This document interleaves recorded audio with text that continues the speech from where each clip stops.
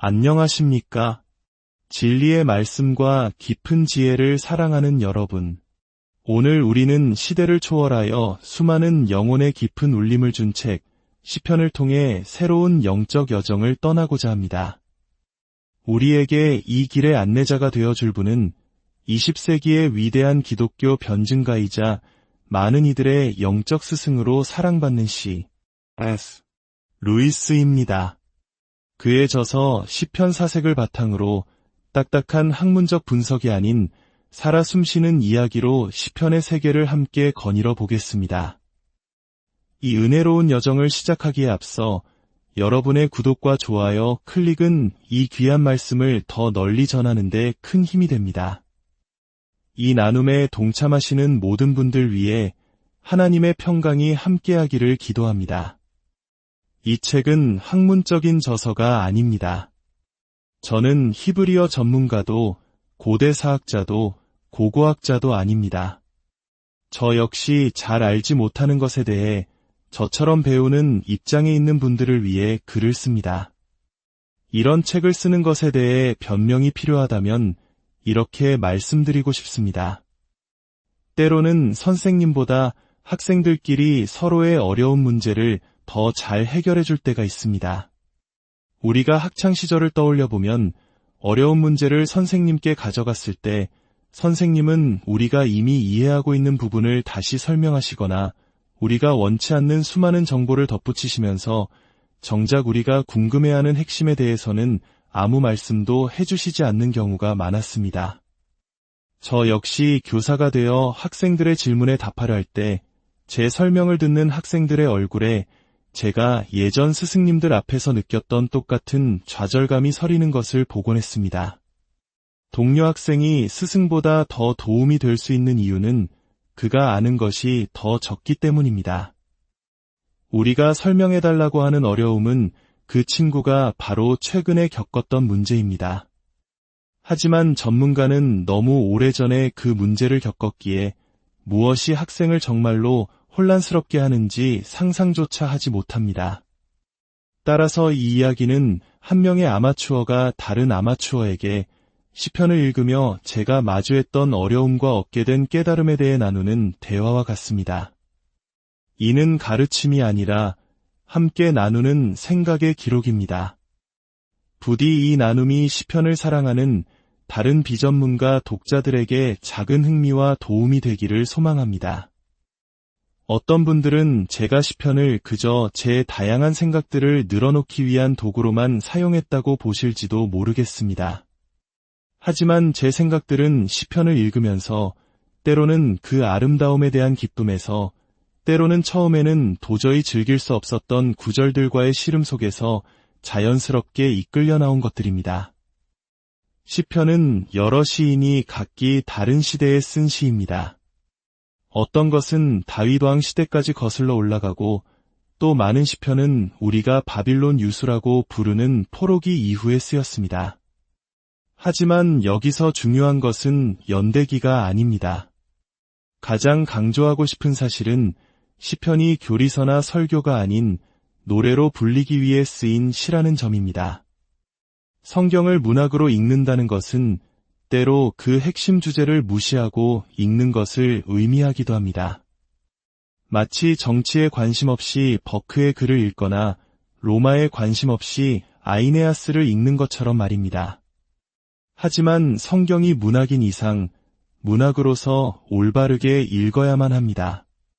특히 시편은 서정시 고유의 특징들, 즉 과장법, 논리적 연결보다는 감성적 연결 등을 모두 고려하며 시로서 읽어야만 그 참된 의미를 이해할 수 있습니다. 시편의 가장 두드러진 형식적 특징은 히브리 시의 고유한 기법인 대꾸법 또는 평행법입니다.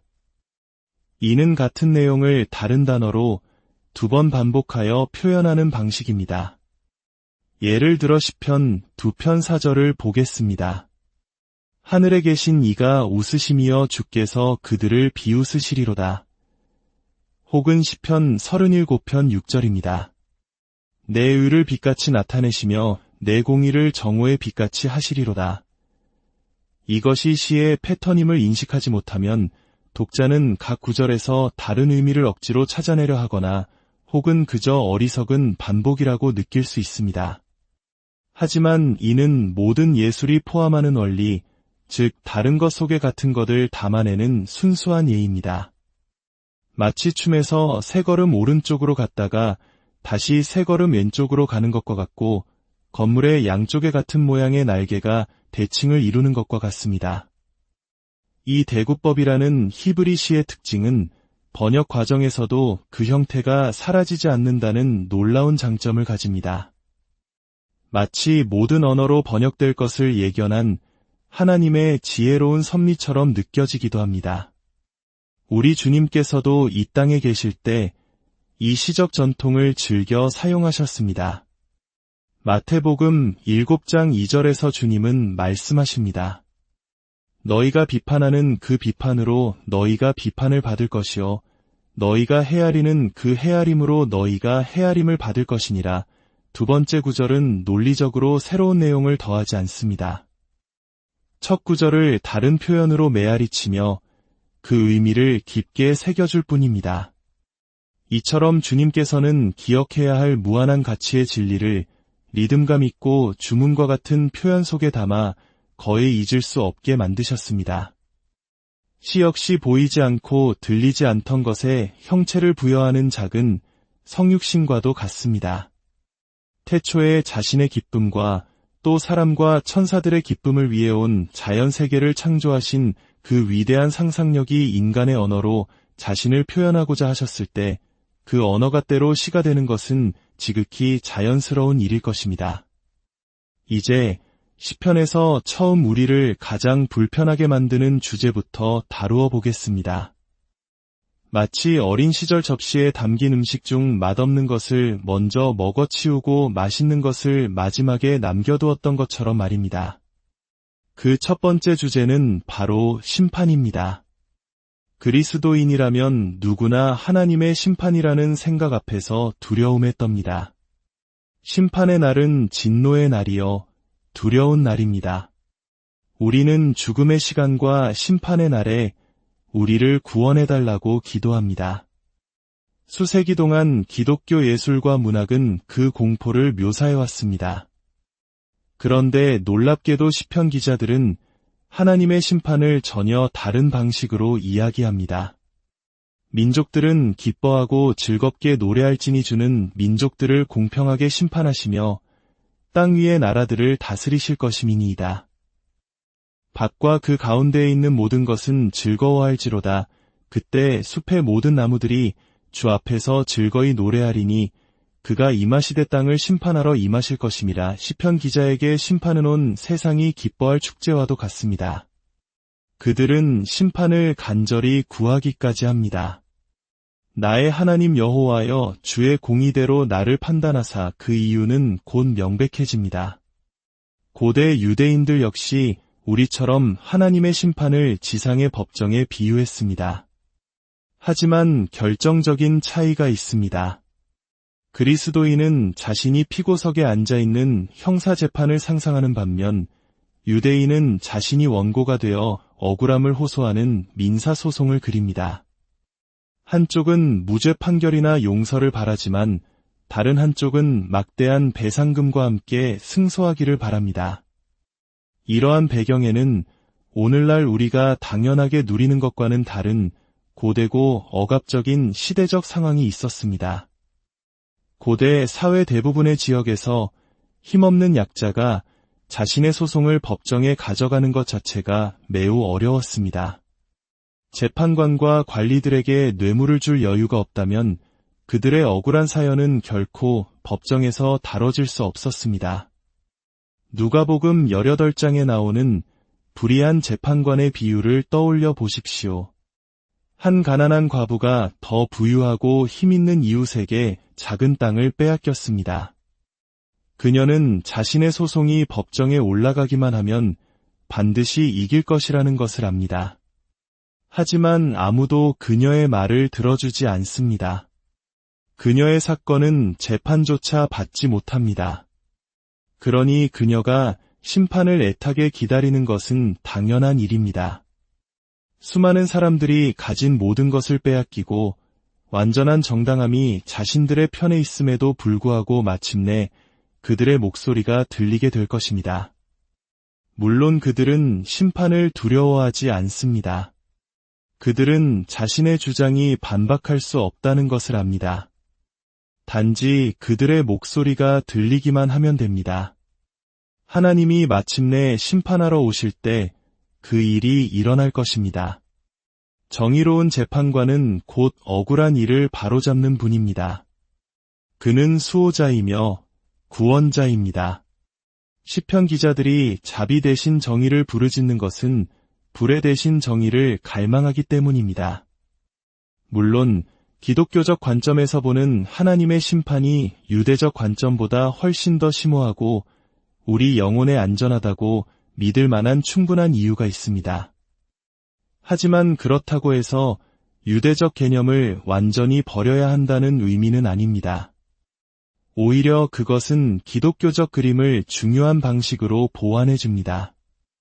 기독교적 심판의 그림에서 우리를 두렵게 하는 것은 우리 행위를 판단하는 기준이 무한히 순결하다는 사실입니다. 우리 중 누구도 그 기준에 도달할 수 없다는 것을 압니다. 우리는 모두 하나님의 자비와 그리스도의 사역에 희망을 걸어야 합니다. 그런데 유대적 관점의 민사소송은 우리가 단지 신적인 기준뿐만 아니라 우리 자신이 타인에게 강요하기를 원하는 매우 인간적인 기준에 의해서도 결점이 있음을 날카롭게 상기시킵니다. 우리 각자에 대해 아직 해결되지 않은 인간적인, 너무나 인간적인 빚이 남아있을 것입니다. 우리가 살면서 행한 모든 관계 속에서 단지 정직과 공정함이라도 온전히 이루었다고 누가 자신할 수 있겠습니까? 물론 우리는 우리가 저지른 대부분의 상처를 잊어버립니다. 하지만 상처 입은 사람들은 잊지 않습니다. 그들이 용서할지라도 하나님은 잊지 않으십니다. 이제 시편에서 우리를 가장 힘들게 하는 저주 시편에 대해 이야기해 보겠습니다. 어떤 시편에서는 용광로에서 뿜어져 나오는 열기처럼 무서운 증오의 영이 우리 얼굴을 때립니다. 시편 109편이 아마 최악의 예일 것입니다. 시인은 자신의 원수 위에 악인이 군림하고 사탄이 그의 오른편에 서기를 기도합니다. 그가 재판을 받을 때 유죄 판결을 받고 그의 기도가 죄로 변하기를 원합니다. 그의 자녀들은 고아가 되어 구걸하고 세상 누구에게서도 동정을 받지 못하기를 바랍니다. 더욱 악마 같은 구절은 아름다운 시편 137편에 나옵니다. 바빌론의 아기들을 붙잡아 그 머리를 바위에 메어치는 자에게 복이 있을 것이라고 선포합니다. 이 구절은 상상만으로도 끔찍합니다. 이 끔찍하고 경멸스럽기까지 한 시편들을 어떻게 다루어야 할까요? 그냥 무시해버리는 방법이 있습니다. 하지만 불행히도 이 나쁜 부분들은 가장 아름다운 구절들과 얽혀 있어 깨끗하게 분리되지 않습니다. 그리고 우리 주님의 마음과 언어가 시편에 깊이 스며들어 있었다는 사실을 기억한다면 우리는 어떻게든 이 구절들을 유용하게 사용하기를 원할 것입니다. 우리는 이 구절들을 변명하거나 성경에 나온다는 이유만으로 이 모든 복수심에 가득 찬 증오가 어떻게든 선하고 경건한 것이라는 생각에 단 한순간도 굴복해서는 안 됩니다. 우리는 두 가지 사실을 정면으로 마주해야 합니다. 첫째, 증오가 거기에 있습니다. 골마 터지고 의기양양하며 위장되지 않은 채로 말입니다. 둘째, 우리가 그것을 어떤 식으로든 용납하거나 승인한다면 혹은 우리 자신의 비슷한 열정을 정당화하는 데 사용한다면 우리는 악한 자가 될 것입니다. 이 두 가지를 인정한 후에야 우리는 안전하게 다음 단계로 나아갈 수 있습니다. 이 저주들은 한 인간에게 상처를 입혔을 때 나타나는 자연스러운 결과가 무엇인지 보여줍니다. 여기서 자연스럽다는 말이 중요합니다. 이러한 반응은 은혜로 소멸될 수도 있고 신중함이나 사회적 관습에 의해 억제될 수도 있습니다. 하지만 불을 붙인 성냥을 나무더미에 던지는 자연스러운 결과가 화재이듯 한 사람을 속이거나 억압하고 무시하는 자연스러운 결과는 분노를 일으키는 것입니다. 즉, 그에게 저주 시편을 썼던 시편 기자들과 같은 사람이 되려는 유혹을 부과하는 것입니다. 만약 그가 그 유혹에 넘어져 영적으로 죽는다면 그 증오를 유발한 저는 어떻게 되겠습니까? 용서가 쉽다고 말하는 것은 소용없습니다. 우리는 용서하고 또 용서해야 합니다. 일주일 후 어떤 생각의 연쇄가 우리를 원래의 상처로 되돌려 놓으면 아무 일도 없었던 것처럼 낡은 분노가 활활 타오르는 것을 발견합니다. 우리는 형제를 70번씩 7번 용서해야 합니다. 490가지 잘못 때문이 아니라 단 한 가지 잘못 때문에 말입니다. 저주 시편을 읽으면서 시인들의 비기독교적인 마음에 대한 공포심만 느끼는 것은 지극히 단순한 생각입니다. 그들의 증오는 무언가에 대한 반응입니다. 이러한 증오는 잔인함과 불의가 자연 법칙처럼 만들어내는 결과물입니다. 한 사람에게서 자유나 재산을 빼앗는 것은 그의 순수함, 거의 그의 인간성까지 빼앗는 것일 수 있습니다. 하지만 더 깊이 들어가 보면 유대인들이 이교도들보다 더 격렬하게 저주했던 이유는 역설적으로 그들이 옳고 그름을 더 진지하게 여겼기 때문일 수 있습니다. 그들의 비난을 살펴보면 그들은 단순히 자신들에게 이런 일들이 행해졌기 때문에 화를 내는 것이 아니라 이런 일들이 명백히 잘못되었으며 피해자뿐만 아니라 하나님께도 가증스러운 일이기 때문에 분노하고 있음을 알 수 있습니다. 2차 세계대전 초기 젊은 군인들로 가득 찬 객차에서 밤새 여행한 적이 있습니다. 그들의 대화는 나치 정권의 잔혹 행위에 대한 신문 기사를 전혀 믿지 않는다는 것을 분명히 보여주었습니다. 그들은 그것이 모두 우리 정부가 군대의 사기를 진작시키기 위해 퍼뜨린 선전이라고 당연하게 여겼습니다. 충격적인 것은 그렇게 믿으면서도 그들은 조금의 분노도 표현하지 않았다는 점입니다. 우리 지도자들이 동료 인간의 피를 흘리게 하려고 다른 동료 인간에게 최악의 범죄를 거짓으로 뒤집어 씌우는 것이 그들에게는 당연한 일이었습니다. 그들은 그것에서 아무런 잘못도 보지 못했습니다. 저는 가장 격렬한 시편 기자라도 이건 불공평해 라고 외치는 어린아이라도 이 젊은이들보다는 더 희망적인 상태에 있다고 생각했습니다. 분노, 특히 우리가 의분이라고 부르는 분노가 없는 것은 가장 무서운 증상일 수 있습니다. 의분의 존재는 비록 그것이 쓰라린 개인적 복수심으로 변질될지라도 좋은 징후일 수 있습니다. 그것은 죄이지만 적어도 그 죄를 저지르는 자들이 그 죄에 대한 유혹이 존재하는 수준 이하로 떨어지지 않았음을 보여줍니다. 유대인들이 이교도들보다 더 혹독하게 저주했다면 그것은 그들이 하나님에게서 더 멀리 있었기 때문이 아니라 더 가까이 있었기 때문입니다. 초자연적인 것이 인간의 영혼에 들어오면 선과 악 모두에 대한 새로운 가능성이 열립니다. 그 지점에서 길은 한쪽으로는 성스러움과 사랑, 겸손으로 다른 쪽으로는 영적 교만, 자기의 박해의 열정으로 갈라집니다.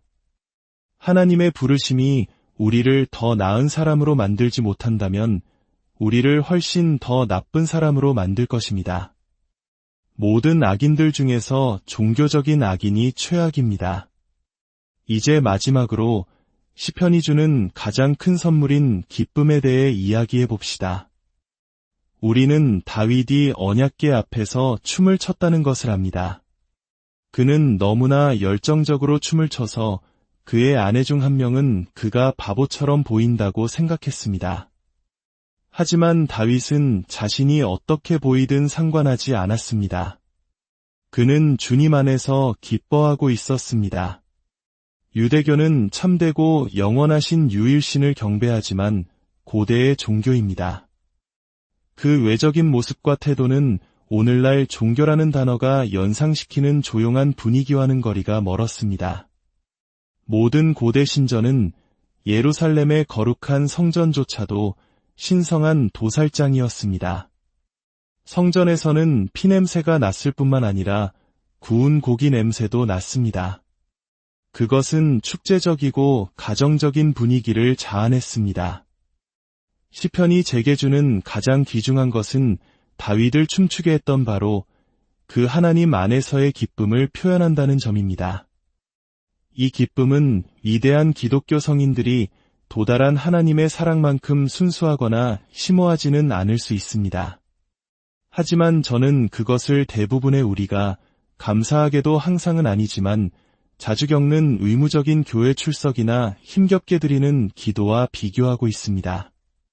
그에 비하면 시편의 기쁨은 놀랍도록 견고하고 활기차며 자발적인 것으로 두드러집니다. 시편 기자들은 하나님을 향한 갈망을 표현합니다. 그들은 영원한 기쁨을 약속받지도 그들을 위해 하나님께서 죽으실 것이라는 사실은 더더욱 알지 못했습니다. 그럼에도 그들은 하나님, 그분의 단순한 임재 자체를 갈망합니다. 그들은 주의 아름다움을 보기 위해 평생 성전에서 살기를 갈망합니다. 하나님 앞에 나아가려는 그들의 갈망은 육체적인 목마름과 같습니다. 그분의 임재가 없으면 그들의 영혼은 물 없는 땅처럼 메마릅니다. 그곳에서의 단 하루가 다른 곳에서의 평생보다 낫습니다. 이것은 자연스럽고 육체적인 욕망처럼 쾌활하고 즐겁습니다. 그들은 기뻐하고 즐거워합니다. 그들의 손가락은 수금을 타고 싶어 근질거리고 탬버린과 즐거운 하프를 가져오라고 외칩니다. 즐겁게 노래하고 환호성을 지르자고 합니다. 이 기쁨은 또한 하나님의 율법을 향한 기쁨으로 이어집니다. 금이 곧 많은 순금보다 더 사모할 것이며 꿀과 송이꿀보다 더 달도다. 시인이 여기서 말하는 대상은 하나님의 율법, 그의 계명, 그의 판결입니다. 도둑질하지 말라, 간음하지 말라와 같은 율법이 어떻게 꿀처럼 달콤할 수 있을까요? 시편 119편은 율법에 대한 찬미로 가득합니다. 시인은 율법 안에서 기뻐하며 그것을 연구하는 것이 보물을 찾는 것과 같다고 말합니다. 율법은 그의 노래이며 꿀맛 같고 은금보다 낫습니다. 이것은 독선이나 신경과민적인 까다로움이 아닙니다. 이것은 도덕적 아름다움에 매료된 사람의 언어입니다. 이러한 감정은 율법이 가진 진리, 즉 에메트에 대한 깊은 인식에서 비롯됩니다. 히브리적 의미에서 참되다는 것은 무너지거나 붕괴하지 않는 견고함을 의미합니다. 하나님의 율법은 그분의 본성 자체에 뿌리를 두고 있기에 그분의 창조물처럼 견고합니다. 시편 기자가 율법에서 느끼는 기쁨은 진흙탕을 헤맨 보행자가 마침내 단단한 길을 밟았을 때 느끼는 안도감과 기쁨과 같습니다. 유대인들은 주위에 끔찍한 이교 문화에 둘러싸여 있었습니다. 신성한 매춘, 신성한 동성애, 몰렉 신에게 바쳐지는 아기들을 생각했을 때 그들이 자신의 율법으로 돌아왔을 때 그것은 비범한 광채로 빛났을 것입니다. 꿀보다 더 달콤하게 혹은 던전에서 나온 뒤의 신선한 공기처럼 악몽에서 깬 뒤의 제정신처럼 느껴졌을 것입니다. 가장 위대한 이미지는 시편 19편에 있습니다. 시인은 먼저 하늘의 장엄함을 노래하고 신부처럼 솟아오르는 태양을 노래합니다. 그리고 그 어떤 것도 피할 수 없는 태양의 열기에 대해 말합니다. 그 열기에서 피할 자가 없도다. 그러고 나서 시인은 즉시 율법에 대해 이야기합니다. 마치 전혀 다른 주제가 아닌 것처럼 말입니다. 왜냐하면 율법은 모든 것을 꿰뚫고 모든 것을 탐지하는 햇빛과 너무나 닮았기 때문입니다. 여호와의 율법은 완전하여 영혼을 소생시키며 여호와의 계명은 순결하여 눈을 밝게 하시도다. 빛나고 엄격하며 소독하고 환희에 찬 율법. 이것이 바로 고대 유대인들이 율법에 대해 느꼈던 감정입니다. 그리고 이 시인은 자기의와는 거리가 멉니다. 시의 마지막 부분은 자신의 숨은 허물에 대한 기도로 끝납니다. 마치 사막의 태양이 그늘 구석구석까지 찾아내듯 율법이 그의 영혼의 모든 은신처를 찾아내는 것을 느낍니다. 오늘 이 고대의 시편을 통해 우리는 하나님 앞에 선 인간 영혼의 가장 정직한 모습을 만났습니다. 숭고한 찬양뿐만 아니라 날 것 그대로의 분노와 깊은 슬픔, 그리고 불타는 질문들까지도 말입니다. 시편은 우리에게 위선적인 경건함이 아닌 우리의 연약함과 갈망을 있는 그대로 하나님께 가져가도 좋다고 말해줍니다. 시편의 깊은 묵상이 주님과 함께하는 여러분의 매일을 더욱 풍요롭게 하기를 바랍니다. 그분의 임재 안에서 위로를 얻고 그분의 말씀 안에서 지혜를 찾으시길 기도합니다. 하나님의 은혜와 평강이 여러분과 늘 함께하기를 축복합니다. 오늘의 여정이 의미 있었다면 이 은혜가 더 넓게 흘러갈 수 있도록 다른 분들과도 함께 나누